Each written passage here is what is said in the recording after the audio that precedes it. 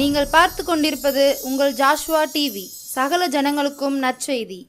ஆனந்த துதி ஒலி கேட்கும், ஆடல் பாடல் சத்தமும் துணிக்கும். ஆகாய விண்மீனாய் அவர் ஜனம் பெருகும், ஆண்டவர் வாக்கு பலிக்கும். கிறிஸ்துக்குள் அன்பான தேவ ஜனமே, மீண்டுமாக உங்களையும் இந்த தொலைக்காட்சியின் வழியாக சந்திப்பதிலே மிகுந்த மகிழ்ச்சி அடைகிறேன். கர்த்தர்தாமே உங்களையும் உங்கள் குடும்பங்களையும் ஆசீர்வதிப்பாராக. எந்த நாளிலும் நாம் தியானிக்கும்படியாக எடுத்துக்கொள்ளப்பட்ட வேத வசனம் சங்கீதங்களின் புஸ்தகம் 37ஆம் சங்கீதம் 4ஆம் வசனம். சங்கீதங்களின் புஸ்தகம் 37ஆம் சங்கீதம் 4ஆம் வசனம். கர்த்தரிடத்தில் மனமகிழ்ச்சியாயிரு, அவர் உன் இருதயத்தின் வேண்டுதல்களை உனக்கு அருள் செய்வார். எனக்கு அன்பான தேவ ஜனமே, உலக பிரகாரமாக வாழ்ந்து கொண்டிருக்கக்கூடிய நாம் எப்பொழுதுமே மனதில் ஒரு சந்தோஷமும் மகிழ்ச்சியும் இருக்க வேண்டும் என்கின்ற ஆசை நமக்கு உண்டு. நம்முடைய வாழ்க்கையில் அநேக வியாகுலங்கள், துன்பங்கள், போராட்டங்கள் எது வந்தாலும் சரி, நம்முடைய வாழ்க்கை ஒரு மகிழ்ச்சியான வாழ்க்கையாக இருக்கும். நம்முடைய வாழ்க்கை ஒரு சமாதானமுள்ள வாழ்க்கையாக இருக்கும்.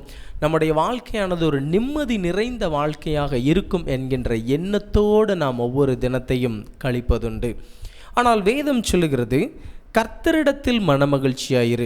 நீ உலக மனிதனிடத்தில் மனமகிழ்ச்சியாக இருக்கிறாயோ இல்லையோ, உன்னை பெற்றவர்களிடத்தில் நீ மனமகிழ்ச்சியாக இருக்கிறாயோ இல்லையோ, நீ பெற்ற பிள்ளைகளிடத்தில் நீ மனமகிழ்ச்சியாக இருக்கிறாயோ இல்லையோ, ஆனால் கர்த்தரிடத்தில் நீ மன மகிழ்ச்சியாக இரு என்று வேதம் சொல்லுகிறது. நம்முடைய இருதயத்தின் வேண்டுதல்கள் எல்லாம் நமக்கு நிறைவேற்றப்பட வேண்டுமென்றால் நாம் கர்த்தரிடத்தில் மனமகிழ்ச்சியாக இருக்க வேண்டும். அநேக மனமகிழ்ச்சிகள் தற்காலிகமாக உலகத்தில் உண்டு. சிலருக்கு தன்னுடைய நண்பர்களுடன் பேசி கொண்டிருந்தால் அவர்களுக்கு மகிழ்ச்சியாக இருக்கும். சிலருக்கு வேறு இடங்களுக்கு சுற்றுப்பயணம் மேற்கொண்டு அந்த இடங்களை ரசித்தால் அவர்களுக்கு மனமகிழ்ச்சியாக இருக்கும். பிடித்த இடத்தில் உட்கார்ந்து கொண்டு அமைதியான சூழ்நிலையில் சிந்தித்து கொண்டிருந்தால் பலருக்கு மகிழ்ச்சியாக இருக்கும். யாருமே இல்லாத இடத்தில் தனிமையாக உட்கார்ந்து கொண்டு தன்னுடைய வாழ்க்கையில் நடந்த காரியங்கள் எல்லாவற்றையும், இந்த காரியத்திற்காக நாம் இவ்வளவு துன்பப்பட்டோமே என்று நினைத்து சிலர் மகிழ்வதுண்டு. அந்த மகிழ்ச்சி ஒவ்வொரு மனிதனுக்கும் வித்தியாசமான முறையில் காணப்படுகிறது. அந்த மகிழ்ச்சியை குறித்து தான், அந்த மகிழ்ச்சி நாம் அடைவதற்காகத்தான் இந்த வாழ்க்கையில் அநேக போராட்டங்களையும் துன்பங்களையும் நாம் சகித்து கொண்டிருக்கிறோம். என்றாவது ஒரு நாள் என் வாழ்க்கையில் நான் மகிழ்ச்சியாக இருப்பேன், என் தேவனாகிய கர்த்தர் என் வாழ்க்கையில் மகிழ்ச்சியை கொண்டு வருவார் என்கின்ற எதிர்பார்ப்போடு நாம் வாழ்ந்து கொண்டிருக்கிறோம். பிரியமான தேவஜனமே, ஒருவேளை நாம் மற்ற மனிதரை பார்க்கும்போது அவருடைய முகத்தை வைத்தே நாம் சொல்லிவிடலாம் அவர்கள் மகிழ்ச்சியாக இருக்கிறார்களா இல்லையா என்று. ஒருவேளை அவருடைய முகமானது ஒரு விதமான வாட்டத்தினால் காணப்பட்டதென்றால் உங்களுடைய மனதில் ஏதோ பிரச்சனை காணப்படுகிறது. உங்களுடைய மனது சந்தோஷமாக இருக்கவில்லை, உங்கள் மனதில் ஏதோ ஒரு குறை காணப்படுகிறது. அது முகத்தில் தெளிவாக தெரிகிறது என்று நம்மளால் அறிந்து கொள்ள முடியும். ஏனென்று சொன்னால், அடிக்கடி அந்த நபரை நாம் பார்த்து அவருடைய வாழ்க்கை எப்படி இருக்கிறது, அவருடைய சூழ்நிலை எப்படி இருக்கிறது என்பதையும் நாம் அறிந்து கொண்டிருக்கிறோம். ஒருவரை பார்த்தவுடனே நாம் தெரிந்து கொள்கிறோம். ஒருவரை பார்த்தவுடனே நமக்கு புரிந்து விடுகிறது இவர்கள் மகிழ்ச்சியாக இருக்கிறார்களா இல்லையா என்று. ஏனென்று சொன்னால், உன் முகம் சரியில்லை, உன்னை பார்க்கும்போது உன் மனதில் ஏதோ ஒரு கவலை காணப்படுகிறது என்று அவருடைய முகத்தை வைத்தே நாம் பார்த்து கொள்ள முடியும். வேதம் சொல்கிறது, அவனுடைய முக நாடி வேறுபட்டதென்று.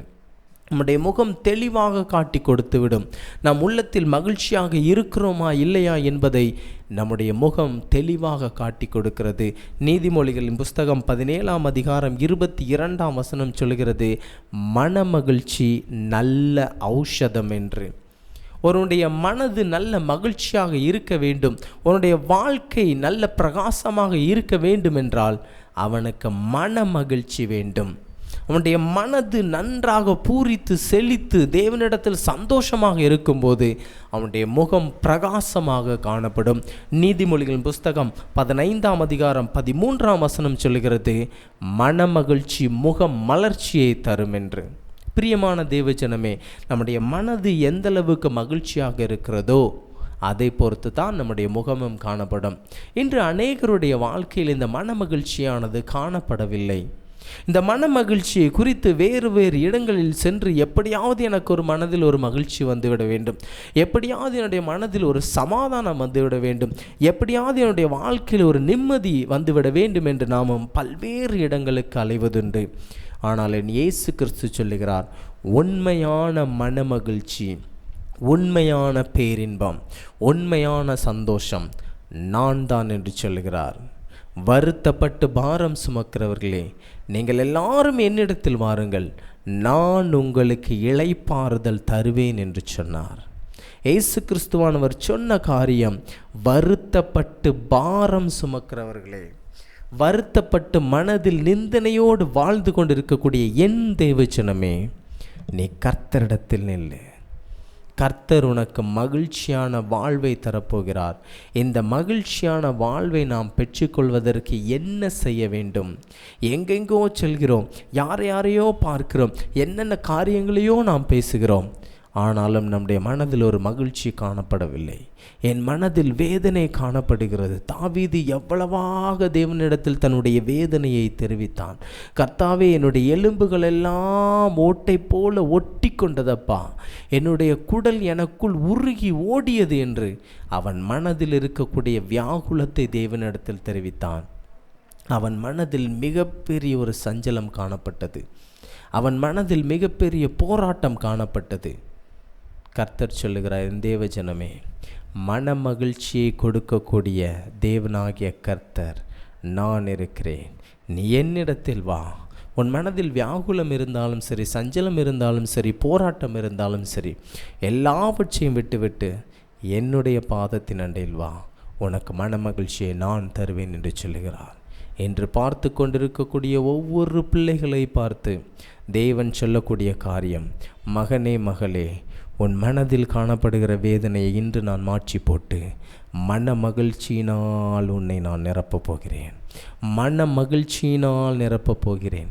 நீ மன மகிழ்ச்சியினால், சந்தோஷத்தினால் திளைத்து காணப்பட போகிறாய். எப்படி நமக்கு இந்த மன மகிழ்ச்சி கிடைக்கும் என்பதை வேதத்தின் அடிப்படையில் ஒரு காரியத்தை குறித்து நான் உங்களிடத்தில் காட்டிக் கொடுக்க ஆசைப்படுகிறேன். அப்போஸ்தலர் நடபடிகளின் புஸ்தகம் 16ஆம் அதிகாரம் 24ஆம் வசனம் முதல் 34ஆம் வசனம் வரைக்கும் ஒரு சம்பவம் நடைபெறுகிறது. இந்த சம்பவமானது எல்லாருக்கும் நன்கு தெரிந்த ஒரு பகுதி. அப்போஸ்தலர் நடபடிகளின் புஸ்தகம் 16ஆம் அதிகாரம் 24ஆம் வசனம் முதல் 34ஆம் வசனம் வரைக்கும். இந்த சம்பவத்திலும் பவுலையும் சீலாவையும் சிறைச்சாலையிலே அடைக்கப்பட்டு அவருடைய கைகளிலும் கால்களிலும் தொழு மரத்தை கட்டி சங்கிலிகளால் அவர்களை பூட்டி அவர்களை சிறைச்சாலையில் வைத்து நன்றாக அடித்து கொடுமைப்படுத்திய பிறகு பவுலும் சீலாவும் செய்த காரியம் என்னவென்றால், தன் தேவனாகிய கர்த்தரை நோக்கி பாடல் பாடி துதித்து கொண்டிருந்தார்கள். எப்படிப்பட்ட சஞ்சலம், போராட்டம் அவருடைய மனதில் இருந்திருக்கக்கூடிய சூழ்நிலையிலும், என் தேவனாகிய கர்த்தரை நோக்கி நான் மகிழ்ச்சியாக இருப்பேன், நான் அவரை குறித்து ஆடி பாடி சந்தோஷமாக இருப்பேன் என்று பவுலும் சீலாவும் அந்த நேரத்தில் தேவனை நோக்கி துதித்து பாடிக்கொண்டிருந்தார்கள். 25ஆம் வசனம் சொல்கிறது. 24ஆம் வசனம், அவர்களை உட்காவலறையிலே அடைத்து அவர்கள் கால்களை தொழுமரத்திலே மாட்டி வைத்தான். நடுராத்திரியிலே பவுலும் சீலாவும் ஜெபம் பண்ணி தேவனை துதித்து பாடினார்கள். காவலில் வைக்கப்பட்டவர்கள் அதை கேட்டு கொண்டிருந்தார்கள். பவுலையும் சீலாவையும் உட்காவலறையிலே வைத்து கைகளிலும் கால்களிலும் சங்கிலிகளால் பூட்டி தொழுமரத்தில் அவர்களை கட்டி வைத்து, அந்த சூழ்நிலையில் காவல் காத்து கொண்டிருக்கக்கூடிய அந்த போர்ச்சேவர்களும் இவர்கள் தேவனை நோக்கி ஜெபம் பண்ணுவதையும் பாடல் பாடி தேவனை நோக்கி துதித்து கொண்டிருப்பதையும் பார்த்து கொண்டிருக்கிறார்கள். அப்படி நடக்கக்கூடிய அந்த நேரத்திலே சடுதியிலே சிறைச்சாலையின் கதவுகள் எல்லாம் அதிர்ந்து இவருடைய கைகளில் இருக்கக்கூடிய விலங்குகளும் இவர்கள் கால்களை மாட்டி வைத்திருந்த தொழுமரத்திலிருந்து விடுபட்டவர்களாய் அவங்க அங்கே உட்கார்ந்துக்கிட்டு இருக்காங்க. அப்படிப்பட்ட சூழ்நிலையில் சிறைச்சாலைக்காரன் என்ன செய்யறான் பாருங்க, நித்திரை தெளிந்து எழுந்து சிறைச்சாலையின் கதவுகள் திறந்திருக்கிறதை கண்டு கட்டுண்டவர்கள் ஓடி போனார்கள் என்று எண்ணி பட்டயத்தை உருவி தன்னை கொலை செய்ய போனான். எனக்கு அன்பான தேவஜனமே, இந்த சம்பவத்தில் பாருங்கள், அவங்க அவ்வளோ கஷ்டப்பட்டு வேதனைப்பட்டு துன்பப்பட்டு இருக்கும்போது தேவனை நோக்கி ஜெபம் பண்ணி விண்ணப்பம் பண்ணி பாடல் பாடி துதித்து கொண்டிருந்த வேளையில் தேவதூதனானவன் வந்து சடுதியிலே ஒரு அதிர்வின் காரணமாக சிறைச்சாலை கதவுகள் உடைக்கப்பட்டது, விலங்குகள் முறிக்கப்பட்டது. விலங்குகள் எல்லாம் முறிக்கப்பட்டு அவர்கள் விடுபட்ட சூழ்நிலையில் நித்திரை தெளிந்து எழுந்த அந்த போர் சேவகன், நான் காவல் காத்து கொண்டிருந்த எனக்கு உட்படுத்தி வைக்கப்பட்டிருந்த இந்த மனிதர்கள் தப்பித்து ஓடிவிட்டார்கள் என்று எண்ணி பட்டயத்தை உருவி தன்னைத்தானே கொலை செய்ய போனான். அப்படி போகின்ற வேளையிலே சடுதியிலே பவுல் செய்த காரியம் என்ன பாருங்க, 28ஆம் வசனம். பவுல் மிகுந்த சத்தமிட்டு, நீ உனக்கு கெடுதி ஒன்றும் செய்து கொள்ளாதே, நாங்கள் எல்லோரும் இங்கே தான் இருக்கிறோம் என்றான். நீ உனக்கு ஒன்று செஞ்சுக்கிடாதப்பா, நான் இங்கே தான் இருக்கேன் அப்படின்னு சொல்லும்போது இந்த சிறைச்சாலை காவல்காரன் சொன்ன காரியம், ஆண்டவனே ரட்சிக்கப்படுவதற்கு நான் என்ன செய்ய வேண்டும்? தேவனுடைய அற்புதத்தையும் அடையாளத்தையும் என் கண் முன்னாக நான் பார்த்தேன். ரட்சிக்கப்படுவதற்கு நான் என்ன செய்ய வேண்டும்? அந்த சிறைச்சாலை காவல்காரன் ஒரு அரசு உத்தியோகத்தில் இருந்தவன், அரசு சம்பளம் வாங்கி கொண்டு தன்னுடைய வாழ்க்கையை நடத்தினவன். அவனுக்கு இருந்த காரியம் என்ன பாருங்க, ரட்சிப்பு இல்லை, மனதில் சந்தோஷம் இல்லை, மனதில் துக்கம் காணப்பட்டது, மிகுந்த வேதனையில் காணப்பட்டான். தன்னை கொலை செய்ய போனான், தன்னுடைய உயிரை மாய்த்து கொள்ள போனான். அப்படிப்பட்ட சூழ்நிலையில் பவுல் அவனுக்கு சொன்ன காரியம், கிறிஸ்துவை விசுவாசி. உன் மனதில் என்ன வியாகுலங்கள் இருந்தாலும் சரி, போராட்டங்கள் இருந்தாலும் சரி, என் தேவனாகிய கர்த்தர் அதை மாற்றி போடுவதற்கு வல்லமை உள்ளவராக இருக்கிறார். உன்னுடைய வாழ்க்கையை மகிழ்ச்சியான வாழ்க்கையாக மாற்றுவதற்கு என் தேவனாகிய கர்த்தர் வல்லமை உள்ளவராக இருக்கிறார் என்று அவனிடத்தில் சொன்ன காரியம், கிறிஸ்துவனிடத்தில் நீ விசுவாசமாயிரு, தேவனை விசுவாசி. உனக்காக சிலுவையில் அடிக்கப்பட்ட தேவனை நோக்கி நீ விசுவாசம் உள்ளவனாயிரு. அவன் சொன்ன காரியம், இவன் என்ன செய்கிறான் பாருங்க, 30ஆம் வசனம்.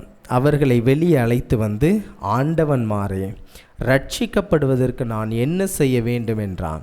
அதற்கு அவர்கள், பவுலும் சீலாவும், கர்த்தராகிய இயேசு கிறிஸ்துவை விசுவாசி, அப்பொழுது நீயும் உன் வீட்டாரும் ரட்சிக்கப்படுவீர்கள் என்று சொல்லி அவனுக்கும் அவன் வீட்டில் இருந்த யாவருக்கும் கர்த்தருடைய வசனத்தை போதித்தார்கள். இப்போ என்ன பண்ணுறான் பாருங்க, அவனுக்கும் வீட்டில் இருக்க எல்லாருக்கும் தேவனுடைய வசனத்தை போதிக்கிறாங்க. தேவனுடைய வசனத்தை கேட்க கேட்க கேட்க கேட்க இவனுக்கு ஒரு விசுவாசம் காணப்படுகிறது. நம்முடைய உண்மையான தெய்வம் யார் என்பதை இந்த போர் சேவகன் அறிந்து கொள்கிறான். இந்த சிறைச்சாலை காவல்காரன் அறிந்து கொண்டு அவன் மனதில் இருந்த துன்பங்கள் துயரங்கள் எல்லாம் நீக்கப்பட்டவனாக, தேவனுடைய வசனம் இவனுக்குள் இறங்க இறங்க இறங்க இவனுடைய வியாகுலங்கள் துன்பங்கள் வேதனைகள் எல்லாம் நீங்கி தேவனிடத்தில் சந்தோஷமாக இருந்தான். பவுல் இவனுக்கு சொல்லிக்கிட்டே இருக்கான் பாருங்க, 33ஆம் வசனம். மேலும் ராத்திரியில் அந்நேரத்தில் தானே அவன் அவர்களை அழைத்து கொண்டு போய் அவர்களுடைய காயங்களை கழுவினான். அவனும் அவனுடையவர்கள் அனைவரும் உடனே ஞானஸ்தானம் பெற்றார்கள். பின்பு அவன் அவர்களை தன் வீட்டிற்கு கூட்டு கொண்டு போய், யாரு? அந்த சிறைச்சாலை காவல்காரன் பவுலையும் சீலாவையும் அவர்களோடு இருந்த எல்லாரையும் வீட்டுக்கு கூட்டிட்டு போய் விருந்து பண்ணி தன் வீட்டார் அனைவரோடும் கூட மனமகிழ்ச்சியாயிருந்தான் என்று வேதம் சொல்லுகிறது. தன் வீட்டார் அனைவரோடும் கூட தேவனிடத்தில் விசுவாசம் உள்ளவனாகி மனமகிழ்ச்சியாயிருந்தான். பிரியமான தேவஜனமே, நம்முடைய வாழ்க்கையில் மனமகிழ்ச்சி வேண்டுமென்றால், நம்முடைய வாழ்க்கையில் நாம் சந்தோஷமாக இருக்க வேண்டுமென்றால், நம்முடைய வாழ்க்கையில் நாம் நிம்மதியாக இருக்க வேண்டுமென்றால் என்ன காரியம் நமக்கு வேண்டுமென்றால் விசுவாசம் வேண்டும். தேவனை பற்றின விசுவாசம் வேண்டும். கர்த்தரிடத்தில் நாம் மனமகிழ்ச்சியாக இருக்கிறோம் என்கின்ற விசுவாசம் வேண்டும். தேவனிடத்தில் எப்பொழுது நாம் விசுவாசம் உள்ளவர்களாக காணப்படுகிறோமோ அப்பொழுது நம்முடைய வாழ்க்கையில் மனமகிழ்ச்சி வரும். இந்த மனமகிழ்ச்சியை ஏற்றுக்கொள்வதற்கு நாம் செய்ய வேண்டிய காரியம், கர்த்தருடைய வசனத்தை உட்கொள்ள வேண்டும். கர்த்தருடைய வசனம் இரு பக்கமும் கருக்குள்ள பட்டயம் போன்றது. அவர் தன்னுடைய வசனத்தை அனுப்பி அவர்களை குணமாக்குகிறார். கர்த்தாவே, உம்முடைய கற்பனைகளை நான் கை கொண்டதினால் நான் மனமகிழ்ச்சியாக இருக்கிறேன் என்று தாவீது சொல்லுகிறான். கர்த்தருடைய வார்த்தை ஒவ்வொரு மனிதனுக்கும் அவனுடைய வாழ்க்கையில் இருக்கக்கூடிய சகல பிரச்சனைகளையும் மாற்றி போடுவதற்கு வல்லமை உள்ளதாக இருக்கிறது. இன்று உங்களுக்கு மனமகிழ்ச்சி வேண்டுமென்றால் நீங்கள் செய்யக்கூடிய காரியம், கர்த்தருடைய வசனத்தை விசுவாசம் உள்ளவர்களாக நீங்கள் ஏற்றுக்கொள்ளும் போது அந்த மன மகிழ்ச்சி உங்களிடத்தில் வரும். ஏனென்று சொன்னால் இயேசு கிறிஸ்து சொன்ன காரியம், நானே வழியும் சத்தியமும் ஜீவனுமாயிருக்கிறேன். அவர்தான் சத்தியம், அவர்தான் ஜீவன், அவர்தான் வார்த்தை. அந்த வார்த்தையாகிய இயேசு கிறிஸ்துவை நாம் ஏற்றுக்கொள்ளும் போது, அந்த வார்த்தையாகிய இயேசு கிறிஸ்துவை நாம் உட்கொள்ளும் போது நம்முடைய வாழ்க்கையில் மனமகிழ்ச்சி வரும். இந்த மனமகிழ்ச்சி யார் என்றால், தாவீது ராஜா சொல்கிறான், கர்த்தாவே, ஜீவ மார்க்கத்தை எனக்கு தெரியப்படுத்தினீர், உம்முடைய சமூகத்தில் ஆனந்தமும் உம்முடைய வலது பாரிசத்தில் நித்திய பேரின்பமும் உண்டு. மனமகிழ்ச்சியானது தேவனுடைய சமூகத்தில் செல்ல பிள்ளையாக இருந்தது என்று நீதிமொழிகள் சொல்லுகிறது. தாவீது ராஜா சொல்லக்கூடிய காரியம், கர்த்தாவே, உம்முடைய வலது பாரிசத்தில் நித்திய பேரின்பம் உண்டு என்று. அந்த நித்திய பேரின்பமாகிய இயேசு கிறிஸ்து தான் மனமகிழ்ச்சி. ஏனென்று சொன்னால் மார்க் எழுதின சுவிசேஷம் 16ஆம் அதிகாரம், மார்க் எழுதின சுவிசேஷம் 16ஆம் அதிகாரம் கடைசி 2 வசனங்கள், மார்க் எழுதின சுவிசேஷம் 16ஆம் அதிகாரம் 19-20 வசனங்கள் சொல்லுகிறது. எவ்விதமாய் கர்த்தர் அவர்களுடனே பேசின பின்பு பரலோகத்திற்கு எடுத்துக்கொள்ளப்பட்டு தேவனுடைய வலது பாரிசத்தில் உட்கார்ந்தார். தேவனுடைய வலது பாரிசத்தில் நித்திய பேரின்பம் காணப்படுகிறது என்று தாவீது சொல்லுகிறான். இங்கு வேதம் சொல்லுகிறது, இயேசு கிறிஸ்துவானவர் பரலோகத்திற்கு எடுத்துக்கொள்ளப்பட்டு தேவனுடைய வலது பாரிசத்தில் உட்கார்ந்தார் என்று. அப்படி என்றால் அந்த மனமகிழ்ச்சி, நித்திய பேரின்பம் யார் என்றால் இயேசு கிறிஸ்து தான் அந்த மனமகிழ்ச்சி. இயேசு கிறிஸ்து தான் அந்த நித்திய பேரின்பம். அந்த நித்திய பேரின்பமாகிய இயேசு கிறிஸ்துவை நம்முடைய வாழ்க்கையில், வார்த்தையாகிய இயேசு கிறிஸ்துவை நம்முடைய வாழ்க்கையில் நாம் ஏற்றுக்கொள்ளும் போது தான் நம்முடைய வாழ்க்கையில் மனமகிழ்ச்சி வரும். அவர்தான் நமக்கு மனமகிழ்ச்சியை தர முடியும். உடைய வேதனையை மாற்றுவதற்கு அவரால் முடியும். உடைய துன்பத்தை மாற்றுவதற்கு அவரால் முடியும். உங்களுடைய நிந்தனையை மாற்றுவதற்கு அவரால் முடியும்.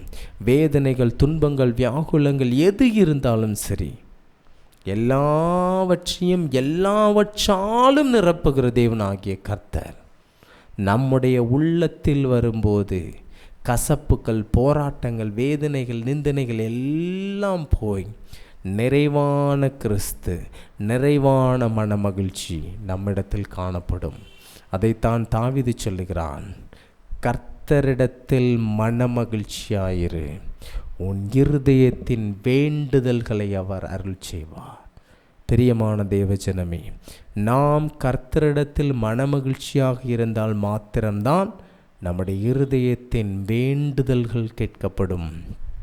நாம் அநேக காரியங்களை குறித்து தேவனிடத்தில் ஜெபம் செய்யலாம். அநேக தேவைகளை குறித்து தேவனிடத்தில் நாம் விண்ணப்பங்களை ஏறெடுத்து கொண்டே இருக்கலாம்.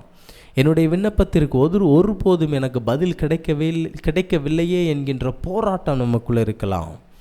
ஆனால் வேதம் சொல்லுகிறது, நீ கர்த்தரிடத்தில் மனமகிழ்ச்சியாக இருக்கிறாயா?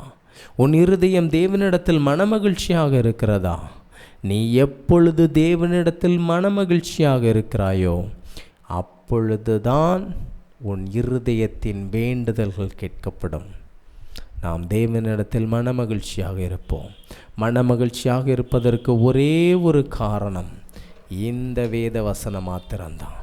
இந்த வேத வசனத்தை, கற்பனைகளை நாம் இருதயத்தில் ஏற்றுக்கொள்ளும்போது கர்த்தர் நமக்கு ஆசீர்வாதத்தை கொடுப்பார், மனமகிழ்ச்சியை கட்டளையிடுவார். கண்களை மூடி ஒரு விசை தேவனை நோக்கி, நம் தேவாதி தேவனை நோக்கி, நமக்கு மனமகிழ்ச்சியை தந்த தேவனை நோக்கி பார்க்க போகிறோம். எங்களை அதிகமாய் நேசிக்கிற எங்கள் தேவாதி தேவனை துதிக்கிறோம், சோஸ்தரிக்கிறோம். அப்பா ஆண்டவரே, நிகழ்ச்சியை பார்த்து கொண்டிருக்கக்கூடிய ஒவ்வொரு பிள்ளைகள் மனதிலும் துன்பங்கள், துயரங்கள், வியாகுலங்கள் எல்லாவற்றையும் மாற்றி போட்டு மன மகிழ்ச்சியாகிய நீர் என்று அவர்கள் உள்ளத்தில் வந்திருக்கக்கூடிய தயவுக்கு உமக்கு நன்றி செலுத்துகிறோம் அப்பா. நித்திய பேரின்பமாகிய இயேசு கிறிஸ்து அவர்கள் உள்ளத்தில் வந்திருக்கிறீரப்பா. அவருடைய வேதனைகள், துன்பங்கள், துயரங்கள் எல்லாவற்றையும் மாற்றி போட்டு மனமகிழ்ச்சினால் உம்முடைய பிள்ளைகளை நிரப்பும். யாரெல்லாம் இப்பொழுது உம்மை நோக்கி, கர்த்தாவே என் மனதில் வந்து மனமகிழ்ச்சியை தாருமப்பா, மனமகிழ்ச்சியாகிய கிறிஸ்துவே நீ வாருமப்பா, மனமகிழ்ச்சியாகிய கிறிஸ்துவே நீர் என்னுடைய உள்ளத்தில் வந்து தங்கியிரும் என்று உம்மை நோக்கி யாரெல்லாம் உண்மையான இருதயத்தோடு உம்மை நோக்கி கூப்பிட்டு கொண்டிருக்கிறார்களோ அவர்கள் மனதில் சென்று நீ மனமகிழ்ச்சினால் நிரப்ப வேண்டுமாறு ஜெபிக்கிறோமப்பா. நித்திய பேரின்பமாகிய இயேசு கிறிஸ்துவே, ஜீவ வார்த்தையாகிய இயேசு கிறிஸ்துவே, நாங்கள் கண்டதும் தொட்டதுமான ஜீவ வார்த்தை என்று பேதுரு சொல்லுகிறானப்பா. ஜீவ வார்த்தையாகிய இயேசு கிறிஸ்து உம்முடைய பிள்ளைகளுடைய மனதில் குடியேறி மனமகிழ்ச்சியினால் நிரப்ப போகிற தயவுக்கு உமக்கு நன்றி செலுத்துகிறோம். உம்முடைய கரத்தில் எங்களை ஒப்பு கொடுக்கிறோம். பார்த்து கொண்டிருக்கக்கூடிய ஒவ்வொரு பிள்ளைகளையும் சந்தோஷத்தினாலும் மகிழ்ச்சியினால் நிரப்பும். உமக்குள் உம்முடைய பிள்ளைகள் மகிழ்ச்சியாக இருக்க கிருபை செய்யும். இயேசுவின் மூலம் ஜெபிக்கிறோம் எங்கள் ஜீவனுள்ள நல்ல பிதாவே, ஆமேன்.